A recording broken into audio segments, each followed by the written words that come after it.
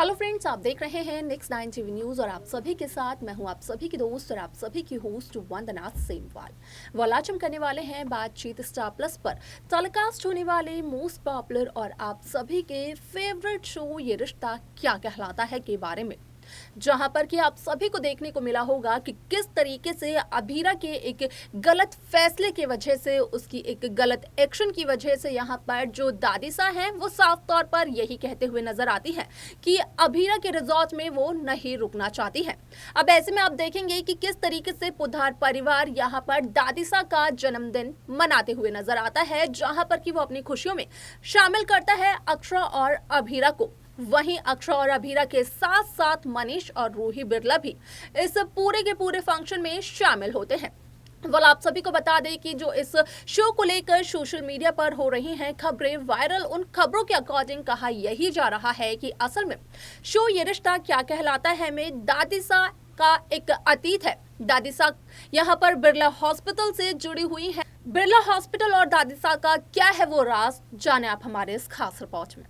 Star plus पर telecast होने वाले मोस्ट पॉपुलर और सभी दर्शकों के फेवरेट शो ये रिश्ता क्या कहलाता है इन दिनों एक हाई वोल्टेज ड्रामे के साथ बढ़ रहा है आगे।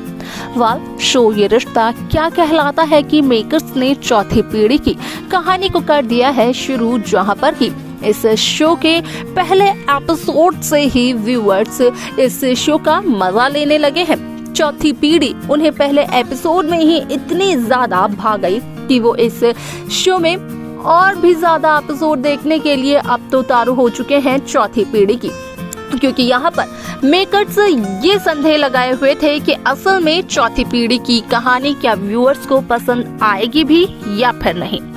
यहाँ पर इस बात को तो साफ तौर पर जाहिर कर दिया व्यूअर्स ने अपने कमेंट्स के जरिए कि उन्हें चौथी पीढ़ी की ये कहानी आई बेहद पसंद। लेकिन यहाँ पर अब भी सवाल ये बना हुआ है कि इस शो में अरमान, रूही और अभीरा तीनों मिलकर इस शो को उन्हीं ऊंचाइयों तक पहुंचा पाएंगे और उन ऊंचाइयों से आगे पहुंचा पाएंगे जहां अक्षरा और अभिमन्यु साथ ही साथ आरोही छोड़कर गए। आपको बता दें कि यहाँ पर आपने देखा होगा कि तीसरी जनरेशन में किस तरीके से आरोही, अक्षरा और अभिमन्यु की लव ट्रायंगल की कहानी देखने को मिली शुरू के दिनों में। ठीक वैसा ही शो ये रिश्ता क्या कहलाता है कि चौथी पीढ़ी की कहानी में भी ऐसा ही कुछ देखने को मिलने वाला है, जैसे कि साफ तौर पर हो जाएगा ये जाहिर कि कहीं ना कहीं इस शो में अक्षरा, नायरा और नायरा की बेटी यानी कि फिर से अक्षरा तीनों की झलक है।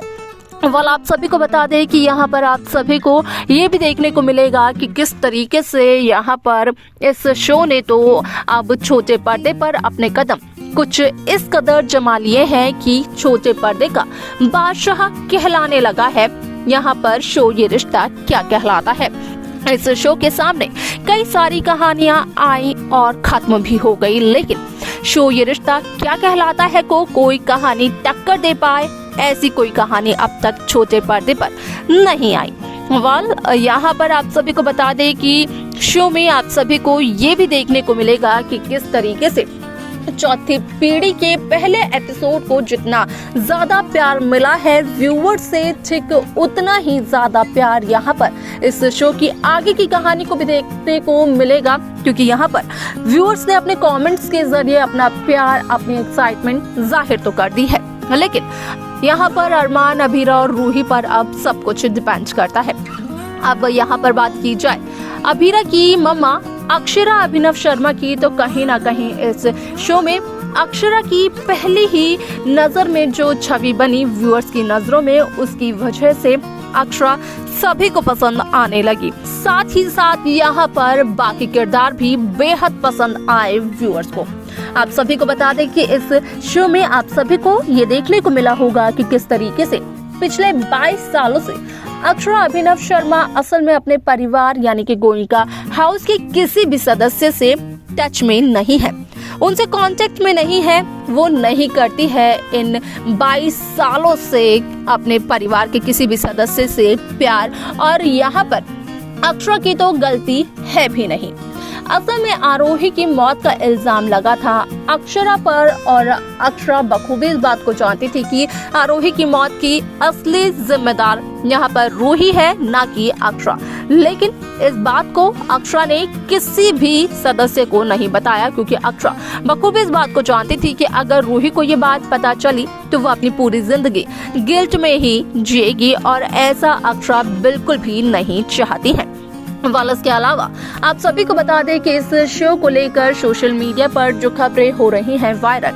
उन खबरों के अकॉर्डिंग कहा यही जा रहा है कि शो ये रिश्ता क्या कहलाता है में आमी त्रिवेदी यानी कि मंजरी इस शो को अलविदा कहते हुए नजर नहीं आई। हालांकि मेकर्स ने इस शो में उनको अब तक दिखाया भी नहीं है और इसी वजह से यहाँ पर एक सस्पेंस बना भी हुआ है। लेकिन यहाँ पर जो खबरें आ रही हैं सामने, उसके अकॉर्डिंग कहा यह भी जा रहा है कि असल में बिरला हॉस्पिटल, जो कि मंजरी के पति और मंजरी के जेठ का हॉस्पिटल है, जिसकी जमीन मंजरी के पिता ने दी थी उन्हें दहेज में, तो उसी हॉस्पिटल में कैद है दादिसा का, खासतौर पर कहा जा सकता है अरमान की दादिसा का अतीत। असल में सालों पहले अरमान की दादिसा बिरला हॉस्पिटल में ही अपने बच्चों को जन्म देते हुए नजर आई।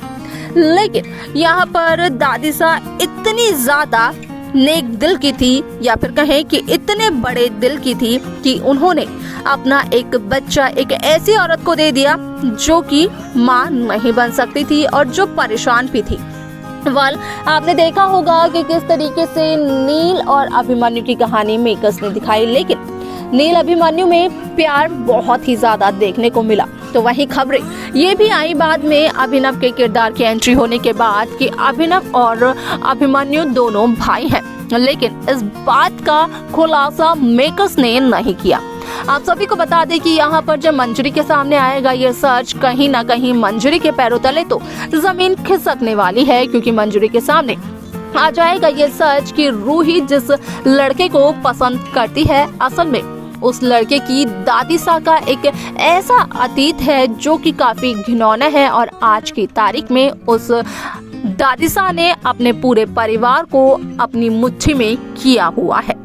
तो देखा आप सभी ने कि किस तरीके से यहाँ पर बार बार माधव को लेकर कहा जा रहा था कि माधव ने अपने पूरे परिवार को धोखा दिया है। एक साल पहले जिस तरीके से माधव अपने परिवार के खिलाफ चले गए, उसकी वजह से यहाँ पर सभी लोग माधव से नफरत करते हुए नजर आए। लेकिन जब वो दादिसा का ये राज खोलेगा तो उसके बाद क्या कुछ होगा शो में, देखना वो दिलचस्प होगा। आप सभी को क्या लगता है, आप हमें कमेंट कर बता सकते हैं। इस शो की बाकी लेटेस्ट अपडेट्स को पाने के लिए आप सब्सक्राइब करना ना भूलें Next 9 TV न्यूज को।